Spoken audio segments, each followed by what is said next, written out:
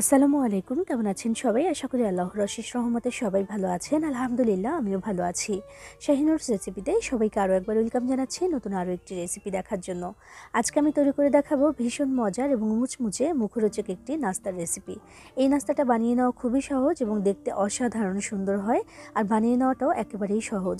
একটি ডিম, আলু আর ময়দা দিয়ে তৈরি করে দেখাবো ভীষণ মজার এই নাস্তাটি। উপরে খুবই মুচমুচে আর ভিতরে মজাদার একটা পুরে ভরা। এই নাস্তাটা কিন্তু চাইলে বিকেলের নাস্তার জন্য বানিয়ে নিতে পারেন। ছোট থেকে বড় সবাই খেতে পছন্দ করবে। আর এই নাস্তাটা একবার বানালে কাউকে খাওয়ালে কিন্তু বারবার খেতে চাইবে। তো চলুন এটা কিভাবে বানিয়েছি দেখে নেওয়া যাক। আর আপনি আমার ভিডিওতে একটা লাইক করে চ্যানেলটি সাবস্ক্রাইব করে পাশেই থাকবেন আশা করছি। বিসমিল্লাহির রহমানির রহিম। প্রথমে একটা মিক্সিং বোলে দিয়ে দিচ্ছি 2 কাপ পরিমাণে ময়দা। ময়দার পরিবর্তে আটা দিয়েও কিন্তু এটা বানিয়ে নিতে পারবেন। দিয়ে দিচ্ছি 1 চা চামচ পরিমাণে চিনি আর আধা চা চামচ পরিমাণে লবণ। এরপর দিয়ে দিচ্ছি 2 টেবিল চামচ পরিমাণে সয়াবিন তেল। এবার সব কিছু একসাথে ভালো মতো মিশিয়ে নিতে হবে। এই তেলের সাথে ময়দাটাকে যত ভালো করে মিশিয়ে নিতে পারবেন, নাস্তাটাও কিন্তু ততটাই বেশি মুচমুচে হবে। ভালো করে মিশিয়ে নিতে হবে, একটু হাত দিয়ে ডলে ডলে। একটা পর্যায়ে দেখবেন যে মুঠ করলে মুঠ হয়ে যাবে, ছেড়ে দিলে আবার ঝুরঝুরা হয়ে পড়েও যাবে। তখন বুঝতে হবে এটা ভালো করে মিশিয়ে নেওয়া হয়ে গেছে। এরপর এখানে অল্প অল্প করে নর্মাল পানি দিয়ে একটা ডো বানিয়ে নিতে হবে। ডোটা একটু সফট করেই বানিয়ে নিতে হবে, তবে খুব বেশি ল্যাকল্যাকা যেন না হয় সেদিকে একটু খেয়াল রাখতে হবে। ল্যাকল্যাকা বলতে বোঝাতে চাইছি খুব বেশি পানি দিয়ে কিন্তু নরম করা যাবে না, একটু একটু করে পানি দিয়ে সুন্দর একটা সফট ডো আমি এখানে বানিয়ে নিচ্ছি। ডোটা কিন্তু বানিয়ে নেওয়া হয়ে গেছে। এবার এটাকে ঢাকনা দিয়ে ঢেকে 10 মিনিটের জন্য রেখে দিতে হবে। এই 10 মিনিট এটা সুন্দর একটু রেস্ট হয়ে যাবে। আর এই ফাঁকে আমি বানিয়ে নিব ভেতরে যে পুরটা ব্যবহার করব সেটা। তো এটাকে আমি ঢাকনা দিয়ে ঢেকে একটা পাশে রেখে দিচ্ছি। এখানে মাঝারি সাইজের 3টা আলু নিয়েছি, সাথে একটা ডিম। তো এগুলোকে আগে থেকে আমি সেদ্ধ করে খোসা ছাড়িয়ে রেখেছি। এবার এগুলোকে একটু গ্রেট করে নিতে হবে। আমি একটা গ্রেটার নিয়েছি এবং মোটা যে পাশটা থাকে ওই পাশটা দিয়ে আমি প্রথমে আলুগুলোকে গ্রেট করে নিচ্ছি এবং তারপর ডিমটাকেও কিন্তু একইভাবে গ্রেট করে নেব। চাইলে এগুলোকে ম্যাশ করেও নিতে পারেন, তবে আমি ম্যাশ করছি না, আমি এভাবে একটু গ্রেট করে নিচ্ছি আর মোটা অংশটা দিয়েই করছি।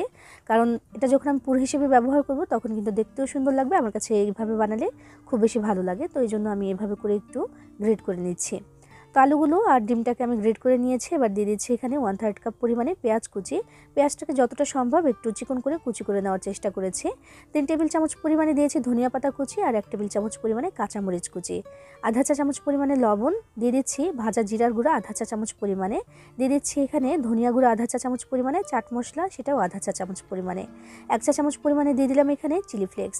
ঝালের পরিমাণটা যার যার পছন্দ মতোই দিতে পারেন। এখানে যদি পুর হিসেবে ব্যবহার করা হয় তাহলে একটু ঝালঝালি ভালো লাগে, তো সেজন্য আমি একটু বেশি ঝাল দিয়েছি। এবার সব কিছু একসাথে ভালো মতো মিশিয়ে নিচ্ছি। সব কিছু একসাথে ভালো মতো মিশিয়ে নিলেই কিন্তু পুরটা রেডি হয়ে যাবে। আর দেখুন যে মাশাআল্লাহ কত সুন্দর হয়েছে এটা। আর সাথে একটা ডিম দিয়েছি, এই জন্য কিন্তু এই পুরটা খেতে আরও বেশি ভালো লাগে। আর চেষ্টা করবেন একটু ঝালঝাল বানানোর, কারণ এই পুরটা একটু ঝালঝালি কিন্তু বেশি ভালো লাগে। তো এটা বানিয়ে নেওয়া হয়ে গেছে, একটা পাশে আমি এটাকে রেখে দিচ্ছি। ময়দা দিয়ে যে খামিরটা বানিয়ে রেখেছিলাম সেটা 10 মিনিট হয়ে গেছে, ঢাকনাটাকে আমি তুলে নিয়েছি। তো এখন দেখি যে এই যে খামিরটা এটা অনেকটাই সফট হয়ে গেছে, আর এই সফট যেন হতে পারে সেজন্যই কিন্তু আমি এটাকে রেস্টে রেখে দিয়েছিলাম, এতে করে নাস্তাটা কিন্তু অনেকটাই ভালো হয়। তো এবার একবার একটু ময়াম দিয়ে দিচ্ছি, এই ময়ামটা দিলে কিন্তু অনেকটাই মুচমুচে হবে আমাদের এই নাস্তার আবরণটা। তো এবার কয়েকটি ভাগে ভাগ করে নিতে হবে। আমি যে নাস্তাটা বানাবো সেটা বানানোর জন্য প্রথমে রুটি বেলে নিতে হবে। তো সেই রুটিটা কিন্তু অনেক বেশি মোটাও হবে না, আবার অনেক বেশি পাতলাও হবে না, মানে নর্মাল যে রুটি বানাই তার থেকে একটু পাতলা হবে। তো সেই হিসেবেই কিন্তু এখন আমি লিচিগুলোকে এখন কেটে নিচ্ছি। 2 কাপ পরিমাণে ময়দা নিয়েছিলাম, সেটা দিয়ে এখানে 8 ভাগে ভাগ করে নিয়েছি আমি। এবার এই লেচিগুলোকে একটু প্যারার শেপ দিয়ে দিচ্ছি, যেন বেলার সময় একটু তাড়াতাড়ি হয়ে যায় কাজটা। তো সেজন্য আগে থেকে একটু প্যারা বানিয়ে নিচ্ছি আমি এভাবে।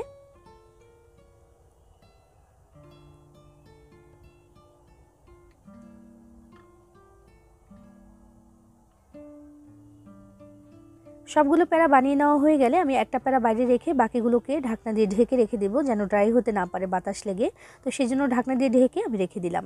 একটা প্যারা এখানে নিয়েছি। এবার কিছুটা পরিমাণে ময়দা ছিটিয়ে দিয়ে একটা রুটি বেলে নিতে হবে। আগেই বলেছি রুটিটা কিন্তু অনেক বেশি মোটাও হবে না, আবার একেবারেও পাতলা হবে না। আমি দেখাচ্ছি কেমন হবে।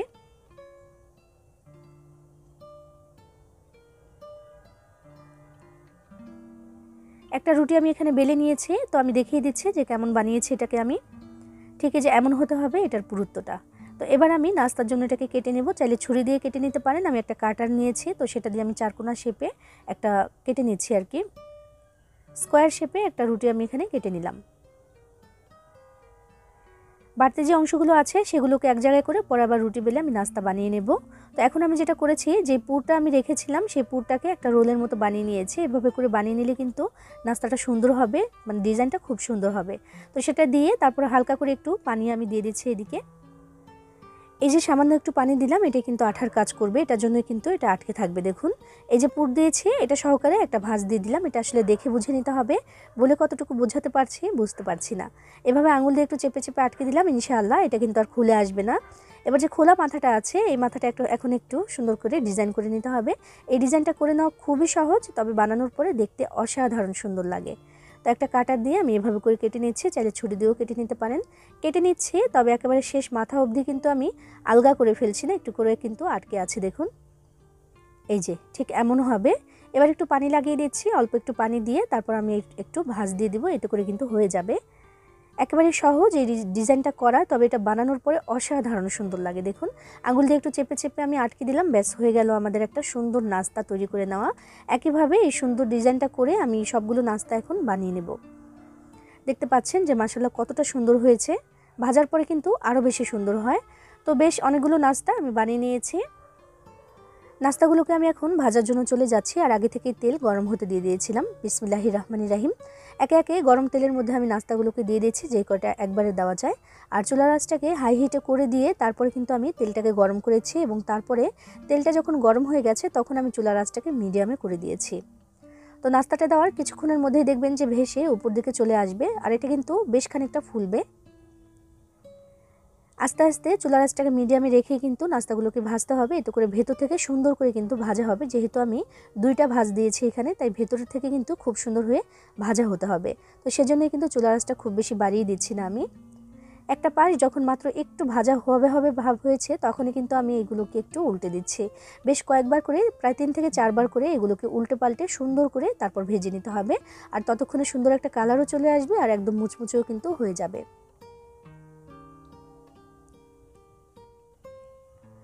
মাশাআল্লাহ ডিজাইনটা কিন্তু আস্তে আস্তে আরও বেশি সুন্দর হচ্ছে ভাজার পরে, কারণ ভাজার সাথে সাথেই কিন্তু নাস্তাগুলো একটু ফুলেছে ভেতর থেকে, আর ডিজাইনটা আরও একটু সুন্দর করে স্পষ্ট হয়েছে। তো এই জন্য কিন্তু দেখতেও সুন্দর হয়েছে। সুন্দর একটা কালার চলে এসেছে, আর ভাজাও হয়ে গেছে। এবার আমি তেল থেকে ছেঁকে নাস্তাগুলোকে তুলে নিয়েছি, আর বাকি যে নাস্তাগুলো সেগুলোকে একইভাবে ভেজে তারপর তুলে নিয়েছি। এরই সাথে তৈরি করে নেওয়া হয়ে গেল ভীষণ মজার একটা মুচমুচে বিকেলের নাস্তার রেসিপি। এই নাস্তাটা একবার কাউকে বানিয়ে খাওয়ালে কিন্তু বারবার রিকোয়েস্ট আসবে আরও একবার বানিয়ে দেওয়ার জন্য, কারণ উপরের যে আবরণটা এটা কিন্তু অনেক বেশি মুচমুচে হয়, আর ভেতরে ভীষণ মজার একটা পুরে ভরা থাকে। এটা ছোট থেকে বড় সবাই খেতে পছন্দ করবে। আপনিও চাইলে কিন্তু বিকেলবেলা চায়ের সাথে খাওয়ার জন্য এটা বানিয়ে নিতে পারেন, ভালো লাগবে আশা করছি। সবাই ভালো থাকবেন, সবার জন্য সবাই দোয়া করবেন। আল্লাহ হাফেজ।